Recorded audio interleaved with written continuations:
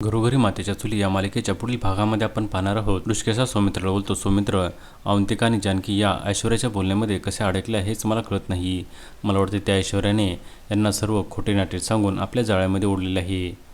आणि जर का जानकीला समजले की या सर्वांचा अवंतिकाला त्रास होत आहे तर माझा पूर्ण विश्वास आहे जानकी ही ती पहिली व्यक्ती असेल जी अवंतिकाला यातून बाहेर काढण्याचा प्रयत्न करेल. त्यानंतर आपण पाहतो घरामध्ये विक्रांतचा मृत्यू झाल्यामुळे सर्वजण अतिशय दुःखी असतात आणि शर्वरी ही खूप जोरजोरात ओरडत असते.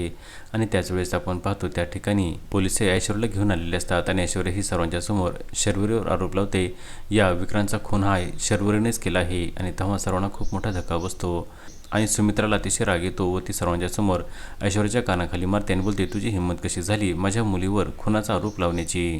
आणि त्यावेळेस ऐश्वर्यासोबत असलेले पोलिस शर्वरीच्या नावाचे अटक वॉरंट दाखवतात आणि बोलतात, आम्हाला शर्वरीला अटक करावी लागेल.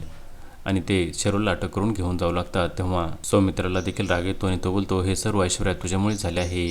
तेव्हा सारंग देखील ऐश्वर्याची बाजू घेतो आणि तो सौमित्राच्या अंगावर धावून जातो. आणि तेव्हा जानकी सर्वांना थांबवते आणि बोलते, थांबा, मी माझे घर कधीही तुटू देणार नाही.